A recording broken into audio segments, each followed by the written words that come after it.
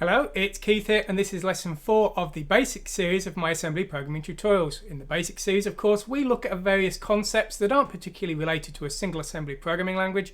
We're just discussing things you're going to need to know in general for assembly programming, although to be honest, today's lesson is generally quite useful in programming for any language. However, it's especially essential for assembly. Now, we're going to be discussing the different ways that data is represented in computing, primarily things like decimal, binary, octal, hexadecimal. These may be things you've heard of in the past, and there may be things you've come across in the past.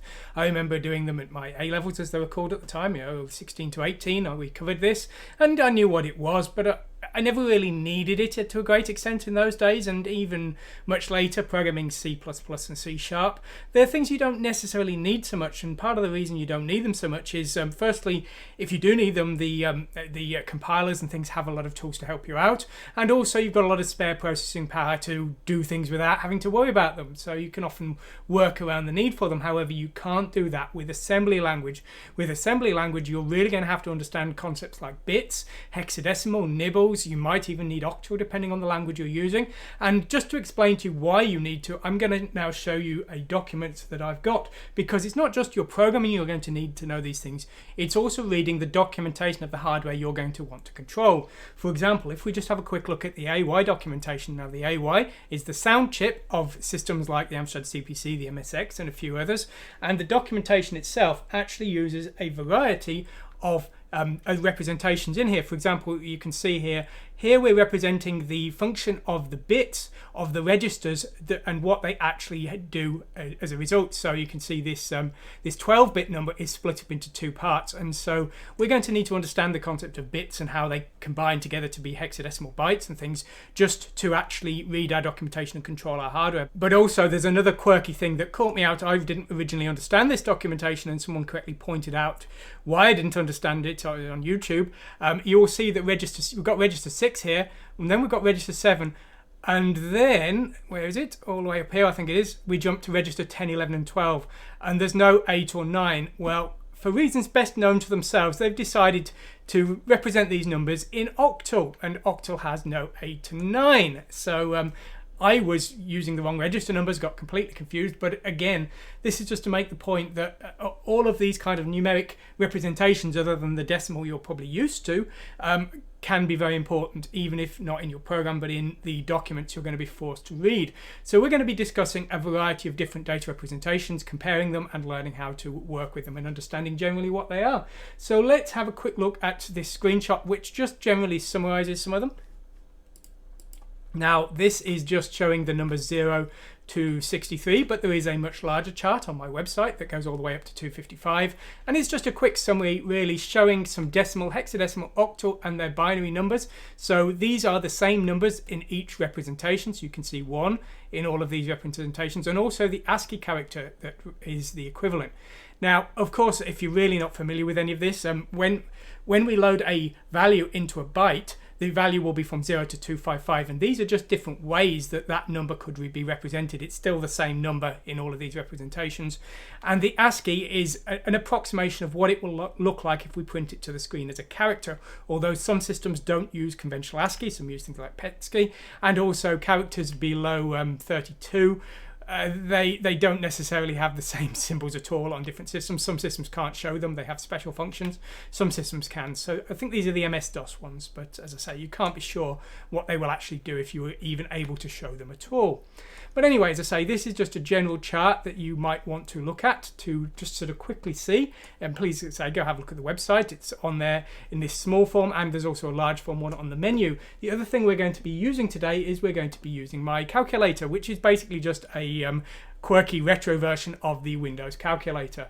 Now, here is the Windows calculator, which, as I say, does basically the same thing as my retro version, but if we select the program mode here, we can then type in numbers in one format, for example decimal 1, 2, 3, and we can view that as octal, which is 173, hexadecimal, which is 7B, or binary, which is that lot. So the Windows Calculator is definitely a good way of getting used to and quickly converting numbers. Another one you might want to consider if you need to convert large numbers of values at the same time, and this is how I created the chart you can see there, is that Excel or the LibreOffice Calc have some hex to dec and dec to hex and so on functions that can convert one base to another. So again, if you need some help and you need to get your understanding of these numbers and how they convert, that's one thing you can look at. And also if you need to convert large numbers of values for some reason, definitely use that. They're very helpful. So there we go. So that's a brief sort of mentioning of the different bases, but let's actually now go into the details of what they actually are. Well, first of all, decimal. Now, decimal is, of course, the numbering system that we use every day of our lives. Our digit in decimal goes from 0 to 9, and then we roll over into a second digit, which will be 10, 1, 0. Now, this is based, I believe, on the fact that we all have 10 fingers. But what happens if we didn't have 10 fingers? Maybe we lost 2 fingers in some brutal thumb war, or maybe our family were a bit closer than they should be, and our brother is also our father, and we only were born with 8. Well, that's going to pose a bit of a problem. And if we only had 8 fingers, maybe that 1, 0 value wouldn't be a combination of 10, maybe that would be a combination of 8, because now we can only count up to 8 on our fingers, and that would be octal. We would have effectively had an octal system there. So if we just go over to the blackboard, now in our normal decimal numbering system, we would go 1, 2, 3, 4, 5, 6, 7, 8, 9, 1, 0. But in our octal world with our 8 fingers, we would go 1, 2, 3, 4, 5, 6, 7, 1, 0, because now that first digit can only store a total of 8 values. Now, of course, I guess I should have put a 0 at the start here just for clarity there. But yes, once we have our 8-finger world, well, our octal, that can only store a value of 0 to 7 in a digit, and the 8th digit will split into a second digit. So 1, 0 in octal is 8 in decimal. And the octal is just one example. We also have the far more common binary. Now, binary, if you don't know, was, I believe, basically a solution to the fact that computers aren't very good at a wide range of numbers electrically. They basically wanted to convert so that instead of having a total of 10 different values, that would be a sort of analog, that was very unpredictable, very hard to work with. So they wanted to work with voltages of, I think it's +5 and 0. So this became 1 and 0. So the entire numbering system of the computer was only based of combinations of 1 and 0. So this would be effectively, our computer would only maybe have 2 fingers. So this is what they used, and this means that when we count up, we're now counting up in just 1s and 0s. So number 1 in decimal will be a 1 in binary, and number 2 in decimal will be 1, 0, and number 3 in decimal will be 1, 1, and number 4 in decimal will be 1, 0, 0, and a number 5 in decimal will be 1, 0, 1, and so on. So that is how the binary numbering system was formed, to allow the computer to work electronically with numbers and to make it easy and reliable for the computers to work with. I believe there were very early analog computers, and I think they actually predated the digital ones, but they were prone to interference, and that would cause the numbers to become corrupted, which is not what you want from your precise digital computer. So that is binary. So bits in binary, if you think of 1 here, that will have a value of 1. A bit here will have a value of 2. So 1, 1 will be 2 plus 1. That's 3, of course. Bit here will be 4. Bit here will be 8. Bit here will be 16. Bit here will be 32. And I'm writing far too small. Bit here will be 64. And bit here will be 128. And that is a total of 8 bits. Well, that's all very well and good, but there is a problem here. You see, this 8-bit number can go from 0 to 255, which is very nice for our registers, our 8-bit registers, 0 to 255. But this is a bit of an odd numbering system when it comes to actually sort of representing those numbers, and compared to decimal, and also it becomes a bit difficult with regards to combining odd combinations of bits. For example, you know, our 8-bit number may be 0 to 255, but what about our 4-bit number or our 12-bit number?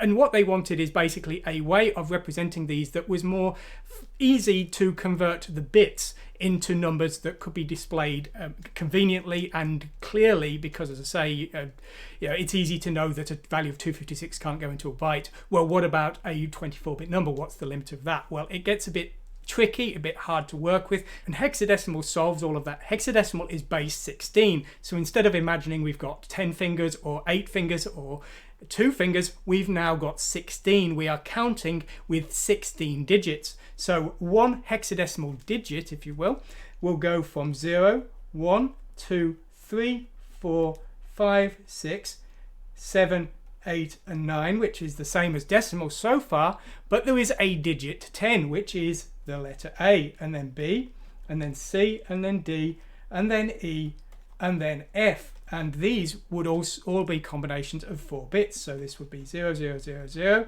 this would be 0, 0, 0, 1, this would be 0, 0, 1, 0, this would be 0, 0, 1, 1, this would be 0, 1, 0, 0, and so on until we get to our F, which is 1, 1, 1, 1. So now we've got a single digit that can represent all of the combinations of 4 bits. And so our hexadecimal number, which was 0 to 255 in decimal, will now be 0 to FF in hexadecimal. And it becomes far clearer that our 8-bit number has a limit of 0 to FF, but our 16-bit number has a 0 to FF limit, and our 24-bit number has a 0 to FF limit, and so on. So it becomes far easier to represent 8, 16, 24, 32, 64-bit, and so on numbers in hexadecimal than it would in decimal, because we've got a very clear separation of the bits and how they work. So that is the basic concept behind how our numbers convert from decimal to hexadecimal and binary and octal. There we go. So we're going to need to use these in a variety of ways, and one of the common reasons you might want to use hexadecimal, for example, is if you want to mask a single nibble, that's 4 bits, we'll discuss that in a moment, of a register for some purpose. And often you'll need to use binary, like in that example with the AY. Maybe you need to set a single bit to enable the noise channel or something like that. You really need all of this kind of thing in a lot of very strange ways that you really won't think of in the early days, but you definitely do need them. Now, decimal is what you will be used to, but in most cases the computers will tend to prefer to work in hexadecimal. Binary is also very useful when you're working at the bit level. You know, if you're working with just 1 or 2 of the bits to do something, or if you've got a value from 0 to 3, well, you might only need 2 bits of one of your registers to do that. You might be able to save some memory in that way. Octal isn't something you need so much these days. It's very, very popular in PDP-11 programming. You might recognize it from your Linux permission stamps and things, but generally speaking, not used so much these days, but definitely worth remembering at least. ASCII is the representation of characters on the screen. The first 128 characters are very clearly defined and are usually the same across all systems, but beyond the 128 it gets very iffy, especially on the old systems. You may never know what's going to turn up. But ASCII worth mentioning there at least. Now, what about how combinations of bits are combined into tangible values within our computers? Well, a bit is, of course, a single digit, 1 or 0, as we just discussed, and a byte is a combination of 8 bits, as we just discussed. Like this. So this is a byte here. So that can go from 0 to 255 if it's unsigned. Now, a byte is made up of 8 bits, and that's 2 digits, but sometimes we may want to work with a smaller amount of data. Maybe one of our registers of our AY sound chip only uses 4 bits, for example, the volume. Well, that is referred to as a nibble, which is sometimes spelled N-I-B-B-L-E or N-Y-B-B-L-E, which is another one that's occasionally used. Now, this is, of course, a pun. We've got bits, we've got bytes, and we've got nibbles. So someone thought they were being funny by doing that. There we go. So whereas our bit can go from 0 to 1, our byte can go from 0 to 255. That's, of course, FF in hexadecimal.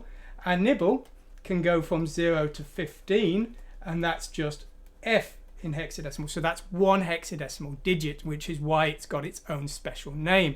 Now, a byte is 8 bits, but 16 bits is often on 8-bit systems referred to as a word. So this would be 2 bytes, so that would be FF is the maximum, that's 2 bytes.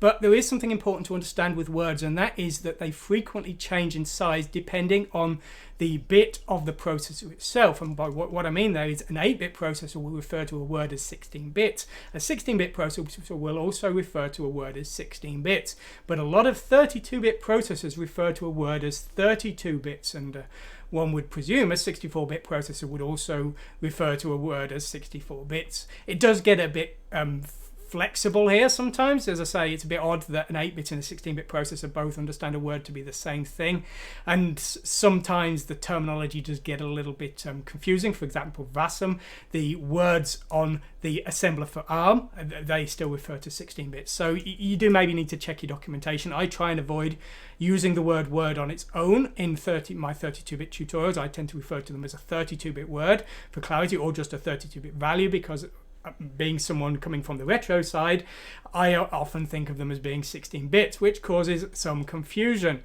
So there we go.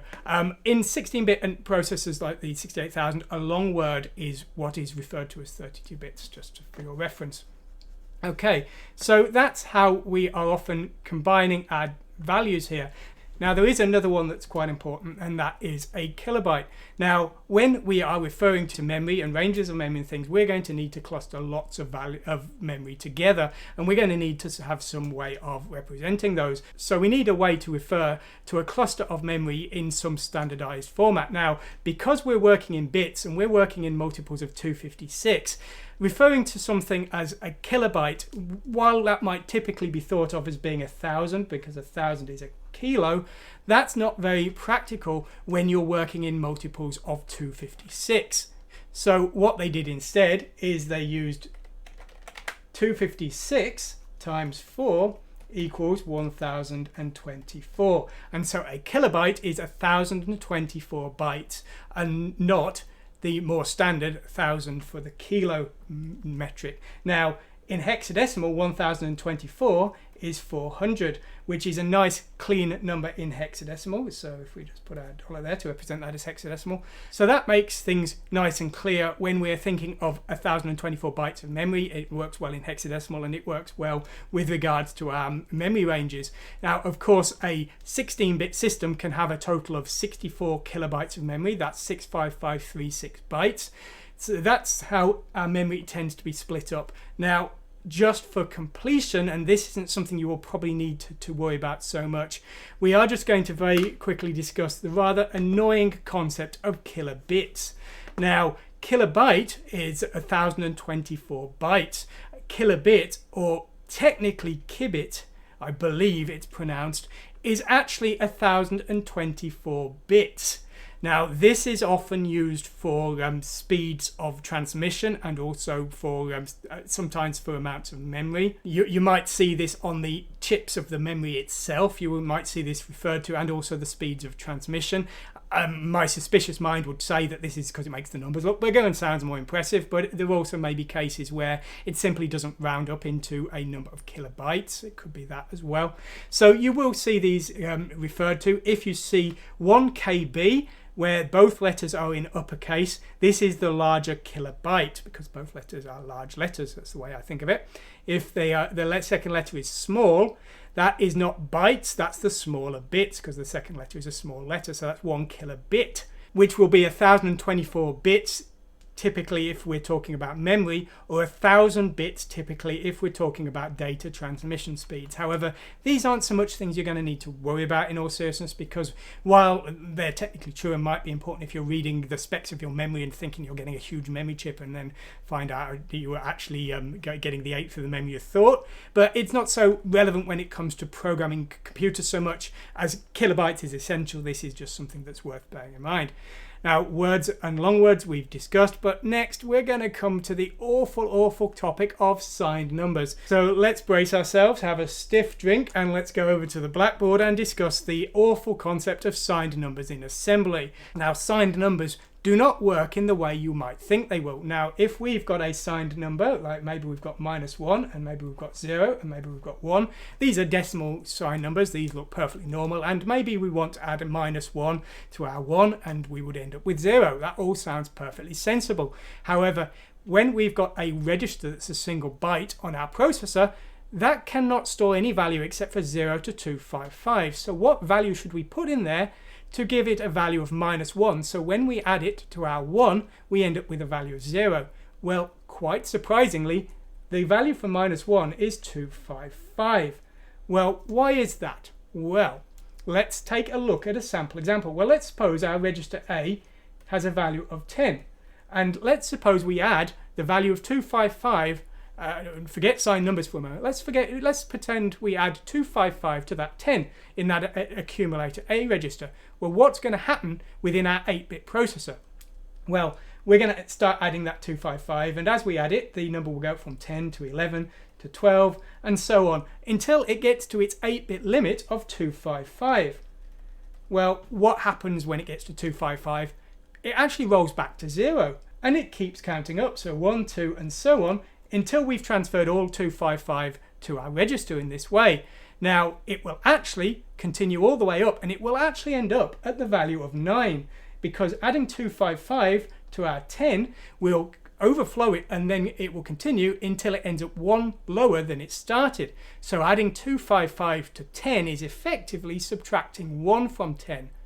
That's why 255 is minus 1 in hexadecimal. And as minus 1 is 255, minus 2 is 254, and minus 3 is 253, and so on. Now, this all sounds a bit baffling and a bit weird. You might be thinking, well, how does the processor know if 255 is a positive 255 or a minus 1? And the answer is it simply does not know or care. All of this is completely transparent. Basically, when you add a number to a register, the processor just adds the values together. And I should point out, where I was showing it going up 1 digit at a time, that's not how the processor would really do things. That was just an example. But the processor doesn't know what the value is, and it doesn't matter at all to the addition and subtraction of values. The only time it does become important is when we're doing comparisons. If we're comparing a value of 1 and 255, if that 255 is actually a negative 1, then it should be lower, but if it's a 255, it should be higher. And the way we resolve this is we have different compare commands for signed and unsigned numbers. Now, typically speaking, an unsigned number will be said to go from 0 to 255, and a signed number will go from minus 128 to plus 127. That's generally considered the range. So a value of 128 in a register is actually considered to be minus 128 in an 8-bit register. Of course, this all multiplies up into 16-bit, 32-bit, and so on. Now, it's a bit early, and you'll see all of this in your programming, but generally speaking, if you want to convert a positive number to a negative in programming code, the easiest way to do it is just flip all the bits and add 1 to the register. That will convert the value from negative to positive if you don't have a command to do that for you automatically. If you want to use a negative number in your assembly code, if you want to load the accumulator with minus 1, just type it in and the assembler will do it all for you, so you don't necessarily need to worry about it as much as you might think. And the other thing is, if you want to just quickly check things, if we just go over to the zoom screen here, if you just get your calculator up, I'm using my Chibi calculator, but if you just use the Windows one, this will work fine as well. And if we just type in -1 here, well, you can see that the 8-bit value of -1 is FF, and the 16-bit value is FF, and so on. So that is effectively 255, 65535, or whatever value, depending if you're working in 8 bits, 16 bits, or so on. So there we go. So that's very quickly how the signed numbers work, and that's something you're going to come across later on. I just wanted to give a very quick crash course on that because it's something that really confused me in the early days. I had this imagination in my head that the processor must have to be told that a register contained a signed number or an unsigned number, but it's simply not true. It's a quirk, if you will, of how the processor works, that adding a very high number to a lower number, if it overflows the register, will actually reduce the resulting value in the register, and thus it's effectively a negative number. Okay, so there's one last topic we're going to discuss, and it's not a topic you're really going to need in the early days, but I think it's worth discussing in this. It's binary coded decimal. Now, this is a way of representing numbers that makes showing decimal numbers on the screen quite easy, because to convert our values in a 16-bit or a 32-bit register into a decimal number for display on the screen, we're going to need to divide things by multiples of 10, and on an 8-bit processor, dividing things isn't going to be very easy or very fast. So what we want is an easy way of converting values to decimal that isn't necessarily as space efficient but is time efficient for showing those values to the screen. And I often do this in my games. I like to see a nice big score with lots of digits, so I often use an 8-digit display that looks a bit like a pinball machine, and I need some way of representing these in memory to quickly show them on the screen every time the player gets some points, and binary coded decimal is the solution to this. Now, if we have a hexadecimal byte that goes from 0 to FF, This is typically going to be a value of 0 to 255. Well, that's very convenient for the processor, but that's not going to be very convenient for us converting that to numbers for display. Well, rather than storing from 0 to 255 in a byte, how about we just store 0 to 99? Well, that might be a bit easier. And how do we do this? Well, we split our byte into two nibbles. And so now we store 00 to 99. Now, this is still technically a hexadecimal value. All we've done is we've ignored the A, B, C, D, E, and F part. And I can't write on my blackboard while looking at the camera. So we've just ignored parts of each of those nibbles, and basically what we're doing is we are converting the values and skipping over those values. So if we had a value of, for example, 19 in our binary coded decimal value and we added 1, well, that should become 1A, but actually we will convert that in some way to become 20. And these are referred to as binary coded decimal values. They are decimal values that are stored in nibbles, and this makes it easy for them to display. Now, there's basically two formats that we can use that you'll often see. One is referred to as packed, and this is where a byte stores 2 digits. So, for example, 99 would be the limit of a packed binary coded decimal byte. Unpacked is far simpler. This will store just a single digit, so typically I suppose the first digit will be a 0 and then the second digit will be 0 to 9. This is referred to as unpacked, and of course we can only store a 0 to 9 value in a single byte. Now, there is also an ASCII format on the 8086, but this is basically unpacked format, and it just ignores the top digit, and this allows it to actually store true ASCII values in there. So that's the two common formats of binary coded decimal you will see. So there we go. So that's the end of today's lesson. We've covered a lot of stuff there. As I say, what I suggest you do is if you go to my website, you can have a look at the documentation that's covered there. And I also suggest you have a go with the calculator in Windows and try out some values and try and get your head around them. And when you get onto programming, things like the sign numbers and things will become a lot clearer. If you want some printed material that covers the content today, all of the content in this tutorial series is based on the first chapter of my book, Learn Multi-Platform Assembly with Chibi Akamas, which you can buy from Amazon in printed form. So please take a look at that if you want to get some printed material and also support my content. Anyway, if you stick around, please like and subscribe, because next time we're going to be looking at assembly terminology. We're going to be looking into more detail of the kind of terms of concepts we'll be hearing when we actually get into assemblers, which we possibly haven't come across in other ways. Anyway, hope you've enjoyed this. Thanks for watching and goodbye.